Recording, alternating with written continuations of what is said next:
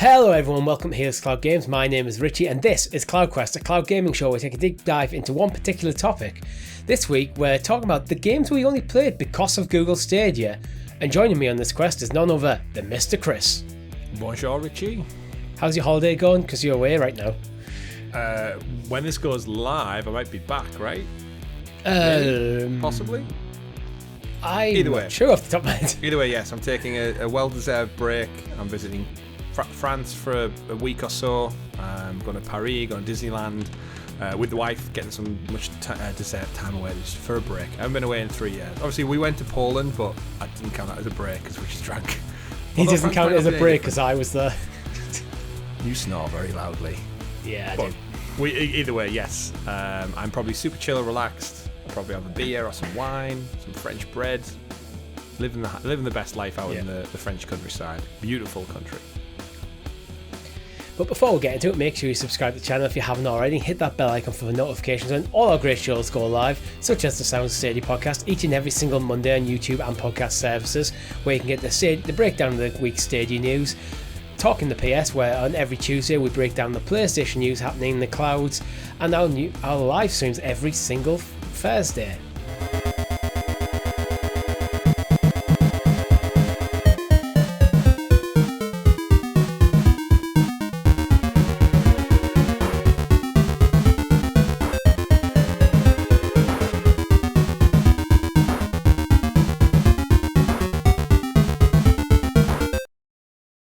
So Chris, I wanted to take this episode to just... We sometimes in CloudQuest we go into some like quite heavy topics or quite speculative topics, like what is xCloud doing, what is Luna doing, stuff like that. I just wanted to let's just talk about some games that we wouldn't have played if it wasn't for Google Stadia. Yeah, I think we've been a bit reflective after passing 150 episodes of the Sounds of Stadia podcast, kind of taking that moment as we hit that milestone to sit back and look at all the games we played. Whereas, realistically, in our old ecosystems that you and me were in, like, we were very much PlayStation through and through, maybe with a bit of Nintendo on the side, dabble in PC gaming, but other than that, I think this journey we've been on has definitely opened out, this cloud gaming journey has opened our eyes to so much more, and I absolutely plaudits where they're due to Google Stadia and Stadia Pro for enhancing my library of games and the vast genre of things that I've tried out that I wouldn't have otherwise played. So I think we've got up the in-lead Stadia Pro games monitor because I do think Stadia Pro is a big factor in checking out new titles. Yeah, and again, definitely. Shout out to Cloud Gaming, because if I had to download every one of these games, like physically go into a menu, download it, wait the 10-15 minutes or whatever it takes, I probably would just gloss and scroll past. But the fact that I can click a link, boom, there's the game, check it out, and if it's not for me, I can back out. And every month I get a new title thanks to Stadia Pro. And the fact that I don't have to download it and it's more accessible than ever before on my phone, on my TV, on my laptop, on my PC, on my tablet. I've checked out more games in the last 2.5 years than I've ever checked out in the decades prior. So where to start? It's that thing sometimes you only have like maybe half an hour. So you don't want to jump into a big open world title. Like at the moment I'm playing through Ghost of Tsushima. You just want something, a little hit of something. And that's sometimes you're just like, I just want to jump into something immediate. Where with even things like PlayStation Plus back in the day, if you haven't downloaded the games for that month, well, it's going to be 20 minutes before you can play. Then you're not going to have time to play because you need to go do an adult thing like work or mopping the floors, whatever you need to do. What do adults do? What do adults do? That's a complete perfect example. This past week, I jumped back into Kaze and the Wild Masks. I'd played about half of the game, but then I'd moved on to other things, as video gamers often do, and it just got added to the back catalogue library. And I had, like you said, half an hour, and I wasn't that tired yet, but I didn't want to commit myself to anything crazy. Whacked my Razer Kishi onto my Samsung Galaxy phone. Scrolled down a few tiles, and there Kaze was. Beautiful art style, beautiful graphics. I knew each level wasn't that long. So I booted it back up, and I bashed out another level. Collected all the coins, got the gems, and then progressed a little bit further and finished, closed it down, and happy days. I moved on with my life, and that wouldn't have happened if I had to go on, download it again, and sit on the TV or something. It was just the convenience factor. And I probably would have played Kaze on the PlayStation in all retrospect because it had such a beautiful art style. However, the sheer accessibility that Stadia has offered me with cloud gaming is why I just thought, I've got half an hour free. I'll jump in. I know you do it quite a lot with FIFA matches. Yeah, that's how I play FIFA. That's why it takes me so long to play. As much as I am a career mode purist, it takes me a long time to get through a career mode because I might only play a couple of matches a week. Sometimes I'll just jump on and go, I'm going to play a match or two of FIFA, and then I'm going to go into my big heavy game. Yeah, I agree. Yeah. Even with showcasing things to family, there's a few games I've shown to the wife where just purely out of the convenience of we finished watching a TV series, I know, say, this month's pro games have dropped. There's one that I think she might like based on the art style or the type of game it is. And Calico? Maybe I just want to showcase... What was that? Calico. Maybe just because I want to showcase something fun, and I've just gone, boot it up, check this out, and obviously it's on the Chromecast on the living room TV now, and whether for better or for worse, she's liked it or she's not liked it, or she's went, it doesn't really interest me, but I was able to showcase her it in seconds, rather than, wait a minute while I find it, and then I have to download it and then boot it up. It was just, click, play, there it is, what do you think of it? And some fantastic games, and shout out to them all. Yeah, I think one of the first game I want to bring up is one actually it didn't have on my initial list, but I think it was my most surprising game of like early Stadia. Orcs Must Die 3. We had a blast playing that game. That was one of them games where I thought, this is just a tower defense game. It looks a bit fun, but I jumped in one day and I was just hooked. I haven't played it in a while actually. I should go back and play more. Well, there's some new DLC out since last time we played. But yeah, I actually remember when we did the live stream, it was like very, very early in Stadia's life cycle, and we were kind of figuring out how we do live streams. We were such novices. Yeah. And I think halfway through the game, your desktop version didn't work, so you backed out and you rejoined the game through your phone. It was so early. It's like it was July 2020 that the game came out in Stadia Pro, that I hadn't actually got fibre optic internet yet.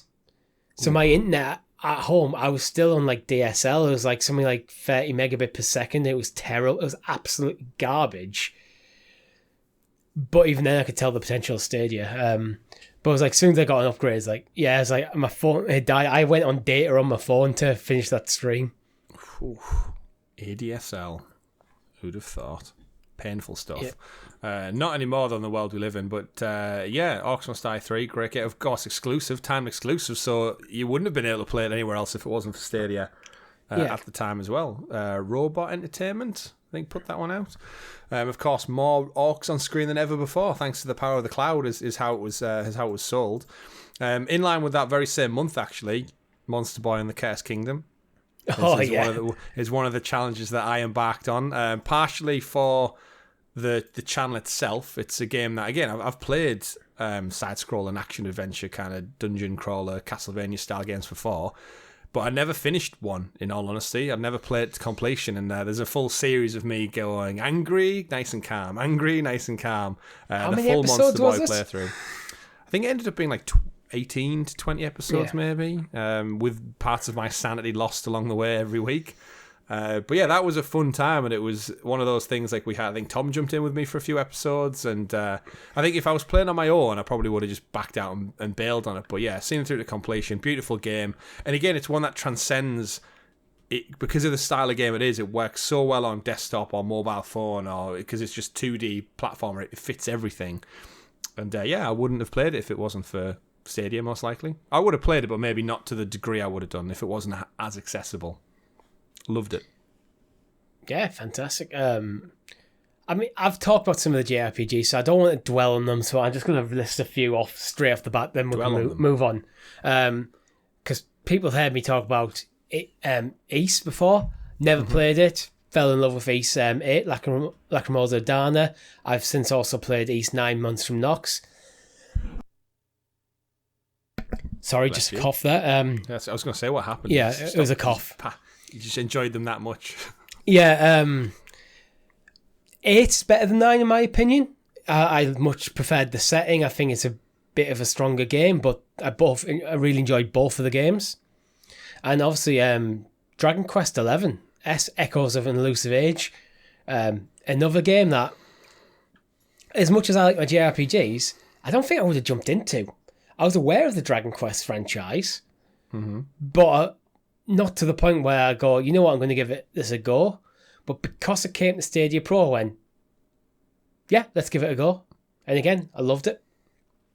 Yeah, I think a long way goes to Pro for not only games that you've maybe had your eye on, but there is something about it being included in a library that gives you that extra incentive to check it out, because it's in the current conversation once again. It's almost like a breath of fresh life into it. Yeah. And there's a few games that I think I've gone back to, or I've picked up on that I maybe would have glanced at, not thought twice about, but because of everything that I've listed before, I've jumped onto and thoroughly enjoyed, and I've had a great experience that I wouldn't have otherwise had, whether that's with the community out there. Of course, the up-and-coming Stadia community through the months, through the years, has gotten bigger and bigger, and we've met some wonderful people along the way and played some amazing games online. Like, we've done Strange Brigade, Sniper Elite with groups. We've done some of the Lara Croft, Temple of Osiris things just as a group of 4, and it's been fantastic. I've loved every minute of it. One of my standout ones for you and me that, again, I don't think we would have ever checked out, but Cthulhu Saves Christmas. Oh, yeah, I forgot about that. Proper fun little stream we had. Of course, it was the amazing month of December when we got 9 pro games. Yeah. We had 8, and then it got to like mid-December, and they went, oh, here's another one, and it was Christmas related and Christmas inspired. And everyone was like, how many games are we getting? And you and me jumped in and did a live stream of it. And such a fun little game. People should go check out that live stream, because the reason I started giggling is because I just remembered that I dressed up in the full Santa outfit for that stream. The Santa of many pixels. I remember doing the stream with Santa. I don't remember you being the Santa of many pixels. Yeah, that was a great laugh. We got very, very much in the festive spirit. And December 2020, 9 pro games. Oh, you see, even got the shades. Santa left them behind. You rock them shades.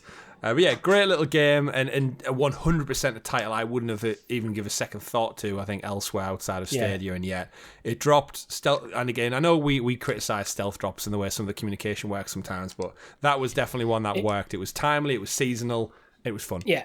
Our criticism of stealth drop is when everything's stealth drop, when the big title's been announced everywhere else, and then last minute you hear about it in Stadia. When it's a fun little title, it's like it's a Christmas present. It's like, yeah, fine, stealth drop that. That's fine. Yeah. I think to add on the back of what I was saying there about games that I love going back to, I think what it really lends itself to fantastically is, as I said, the lack of downloads. So for the last 2 years running, I've done a Star Wars May the 4th live stream where I've gone back and played Jedi Fallen Order, and I probably plan on doing that until I finish the game. Probably every year we'll do a live stream for that. But again, it's that I've got that itch to play a Star Wars game. It's May the 4th, there's loads of content dropping, I'm in a Star Wars mood, and what I don't need to do is get out a disc, go find it in the store, download it. It's probably like a 40 gig game, I would guess, based on the size of it, the scope, maybe a bit bigger, 40, 50 gig. And the fact that I go, oh, you know what, I've got an itch to play Star Wars, swing a lightsaber around and just kill some stormtroopers. And I can do that literally any device I have in this house, practically within seconds. And I can jump back in and oh great, I'm playing Star Wars again. Hey ho, all that. I think Stadia and cloud gaming in general just does wonders for, if you've got an itch for an old game, if it's in your library, you can find it within seconds, you can play it within seconds. You don't have to faff around, because I think in other scenarios and other ecosystems, you wouldn't have the determination to find the game and install it. If I had to take the game off the shelf and go put it in, install it, by the time it's actually installed and playable, I'm probably like, you know what, I'll try something different. I'll just jump in and play what's on my software. That immediate, I fancy playing a Star Wars game, it's gone. Mm-hmm. Sometimes it might just be, you're at work, you were talking about Star Wars or something, you come on, I fancy playing a bit of Star Wars. By the time you've installed the game, it's like, I can't be bothered anymore. Yeah. Completely. So again, rejuvenates old titles, makes me test out new ones, gets me to see a plethora of indie games, and yeah, great stuff. Yeah, I mean, I want to shout out to some of the stuff like we've played on stream that we probably wouldn't have touched if we weren't content creators covering Stadia. Our friends over Coatsink and Cake Bash. That's always a fun game to jump back into every now and again. Yeah, love a bit of Cake Bash. Our friends over Liquid Bit and Killer Queen Black. Ooh, that's been a great one for us. every time someone says, or I see them tweet something out, or I see the mention of Killer Queen Black, I immediately just think, I could go for a game right now. Yeah. Like, there's not a moment in my life, I think, if you gave me a controller and I wasn't busy doing, like, work or adult things or stuff, and just went, there's Killer Queen Black, do you fancy a game? If I had 15 minutes, I'd be, yeah, of course, 100%, because it's such a fun game. And yeah, when we learned that was coming to Stadia and then Stadia Pro, obviously the developers are fantastic, but the game's just so good. It's like that frenetic fun. You can just, you learn the rules really quickly, you get into the swing of things, and you have fun. And it has cross-play, so you're playing with PC players from day one, and yeah, awesome game. These are games, if we ever decide to do, because we have talked before of doing like a marathon stream for charity or something, they definitely will be on the list. Oh, yeah, it's one of the... Scroll through the library and go, yep, whack it on there. Killer Queen Black. What else is there? What else is there for me? There are some big titles that I probably wouldn't have wanted to buy just because of the nature of what games I like. We had a great time playing the racing titles like Dirt 5, Grid. I like racing games, but I'm not a big enough fan of the genre to put my own money down on them. I used to back in the day. I've said before about Need for Speed and kind of other dirt titles in Gran Turismo. And then as I've got older and I've got my own car, it kind of doesn't do it for me as much. But when we've jumped in and played Dirt 5 with our friends in the community, it's like racing games are so fun. Yeah. You can have such fun in the moment. And giving us like Dirt 5 and Grid as Pro and on Stadia with that accessibility, it means I don't have to go, I don't want to buy the game. But again, all the convenience boxes that we've ticked already so far is, jump into Dirt 5 at any moment. And I think we got that within a year of it being released as well, for free on Pro. For me, so the value's insane. Yeah, for me, the best of that bunch is definitely Wreckfest. I'm not saying it's the best game. I think it's the most approachable game for someone who isn't into racing games. I think it's a lot easier to control. It's a bit more arcadey. Yeah. And it's designed for you to just smash stuff up, so it can be quite hilarious at times. Oh, definitely. So much fun. And what this does do is creates the bad problem of a backlog, because looking through the list of games we've got, thanks to Stadia and Stadia Pro, is I'm just thinking, I haven't even had time to check some of these games out. And they're just going to probably lament in a massive library. It's such a hard life being a gamer, isn't it? You're wanting to try all this stuff out, but just, where is the time, Richie? Where is the time? I must admit, early days, I was trying to play every single game that came to Stadia Pro. Mm-hmm. But a while back, I just had to abandon that approach because just the library's getting bigger and bigger. There was other games I wanted to play. Like, I only have so many hours in the day. We started actually putting out more content as well. So it's like, that takes more time. Yeah, one of the things Stadia has done to us is actually reduced our game time, ironically. Yeah. Anyone who listens to our shows or views them, is we spend, probably say every weekend, I would personally say for me, about 5 to 6 hours of my weekend, basically planning, plotting, editing, rendering, uploading, timestamping, tweeting, thumbnail making, scheduling, all that stuff to make this content. And that's like 6 hours of my life I could be dedicating to checking out the pro game here, pro game there, chip away at this big Ubisoft game here. And pros, double-edged sword, as I said. Yeah, the life of a content creator. I mean, to emphasize that fact, we sat down about 6:30 tonight, Friday night. This is to start recording. Friday night, yeah. It's now 11:15, and we are on our third podcast of the recording session. This has literally just been our evening, sitting here making content for you guys. So I hope you appreciate it. Because we love you so much. Yeah. And you're all fantastic, and we do appreciate your love and support. And tomorrow I've got to edit everything. you have to, because I'm going, obviously, on holiday. But and a shout out to our Helix Heroes as well, which we've met along the way. You're wonderful folks. Thank you for your patronage as well. Over 50 of you. More Helix Heroes than we have pro games, nearly. Giving us love and support from as little as 99p. We love you all. Thank you. You know what was a weird sentimental moment in the middle of a CloudQuest episode. yeah, it's fine. This is just us gushing about games, to be fair, and you guys. What was a really fun stream was when me and Tom made a vineyard. Yes, 100 Days Winemaking Simulator. If you're new to the channel and you missed that stream, go back and watch it. Me and Tom, we get drunk on wine and make a vineyard. That doesn't sound too bad at all. It was a nice way to spend the time. I might go make a vineyard in France this week. As long as you give me free wine. I intend to bring you a bottle of wine back. Oh, well, thank you very much. So that's maybe to share with you, not maybe just you. I'm not that generous. Even if you're bringing a bottle of wine back to share with me, it's still generous. Some fantastic wine. Back to games, though. What else? We've just finished off our World War Z Aftermath stream. All 6 episodes of the co-op campaign complete. That is some of the most fun I've had in games this year. I know it's an older game, but yeah, playing with you, playing with the community, playing on Stadia. We know crossplay is coming eventually after the whole fiasco when it launched. But yeah, World War Z Aftermath, one of the best games I think on the platform right now to just jump into and have crazy fun with your mates. Yeah. And same can be said probably for when you and me jumped into City Skylines. That was really fun. That was something different as well, just by nature of the type of game. There's not many games in that genre on Stadia. You know what? City Skylines is on my list, and the reason it's on my list is I've been aware of City Skylines for a long time, yet like I never played it.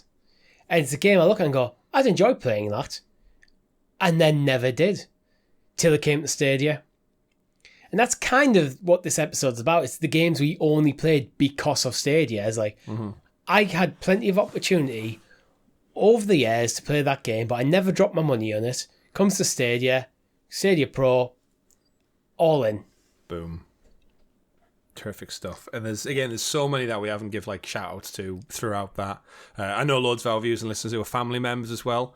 So probably what I'd say, Richie, is just if there's a Stadia game out there that you've played purely because of Stadia, whether it's convenience, it's price, it's going back to a game that you maybe had your eye on for several years and you've just not quite pulled the trigger yet. Let us know what it is. This is a shared adventure. We're coming up on 3 years. Stadia's coming up on its 3rd year anniversary. And you've had, at this point, hundreds of games to claim and play in places you've never otherwise had the chance to before. Yeah, I want to know in the comments below, what is even if just one game, what is the game that you would never played if it wasn't for Stadia, and why? Why did you play it because of Stadia? It's a participation episode. Right, Ken, it's a participation episode. Let's do a quick fire round. We've just thrown off a few more games to round up the show. A couple for me I want to shout out to. Ubisoft games. I've never been the biggest... If you've been listening to our shows for a while, you know I can be quite critical of Ubisoft. But things like The Division 2, I probably wouldn't have played if it wasn't for Stadia. Riders Republic, probably wouldn't have played. Rainbow Six Siege, I had played before Stadia, like maybe one evening, but we've done a lot more. I mean, we took down Google Stadia's own team. We did.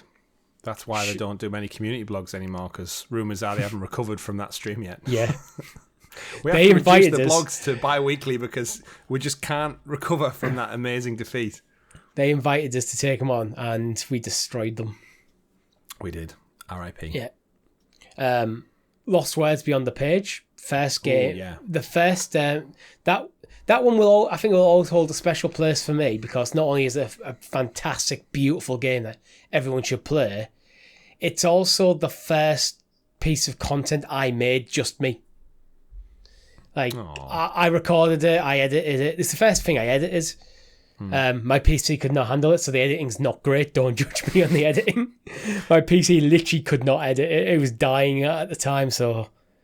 But, yeah, it's one of them. Like, I wouldn't have played that game if it wasn't for Stadia. That's a good point. Anyone you shout out? Guilt, probably for me, just because that was our first kind of joint stream together, where we actually got in a room together and recorded several episodes, like a few weeks in a row, and it was fun. And it's a great game, and it is still exclusive to Stadia, so... If you're here 34 months into the platform's existence, Guilt is still out there, and it's a terrific little kind of entry-level horror game with a beautiful art style and a great story throughout. So I definitely recommend Guilt, amongst other things. Little Nightmares was a great little one. It's usually like the little horror ones that we get for free. Resident Evil, I would, again, as a coward, I would never have played Resident Evil on my own, but playing it with you, the wonderful community, and getting it back-to-back on Pro, and then Village launching the next month kind of incentivized me to check it out. And I would definitely say I'm a fan now, 100% a fan of the Resident Evil franchise, and I can't wait for the next one. If 2 and 3 come to Stadia, I'm going to do it. I think, Richie, we've already committed to streaming Village in third-person mode, when that content drops in October for Halloween. So, yeah, love it. And again, so many little tick boxes that I just wouldn't have probably looked twice at if it wasn't for the accessibility offered to me by cloud gaming and Google Stadia. So, cheers. Yeah. Cheers. But you know what game you wouldn't have played because of Stadia? Fogs. Mafia. I'm still not playing Mafia because of Google Stadia and Hangar 13. What the hell? Richie, why did you bring that up at the end here? let's just have it. We haven't had an update in a while, actually. I'll give you the update from my time thing. Mafia Definitive Edition was teased by the Hangar 13 team 814 days ago on the 13th of May 2020. Which, to give you context for everything we've been talking about, folks, is May 2020. Your pro games were SteamWorld Heist, The Turing Test, and Zombie Army 4 Dead War. If you want to, just to give you a conceptual idea of how long ago that was, they were your pro games when this was tweeted out that Hangar 13 were bringing the Mafia trilogy to Stadia. The game subsequently came out on other platforms, PlayStation, Xbox, September 25th, 2020, so later that year. Your pro games for that month were Hitman, Hello Neighbor, Gunsport, Super Bomberman Hour Online, Metro Last Light Redux, and Ember. Good little month for Stadia Pro, but Hitman no Mafia. Is still available on Pro. Is it?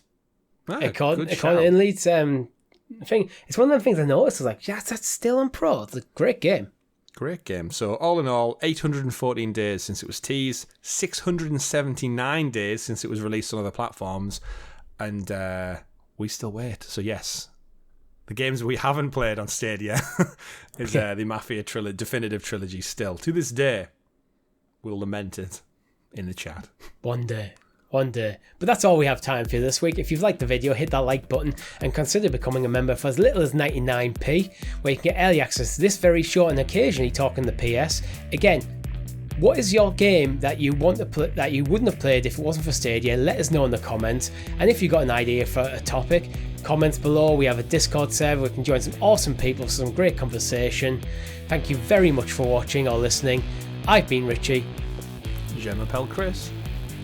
Quest completed.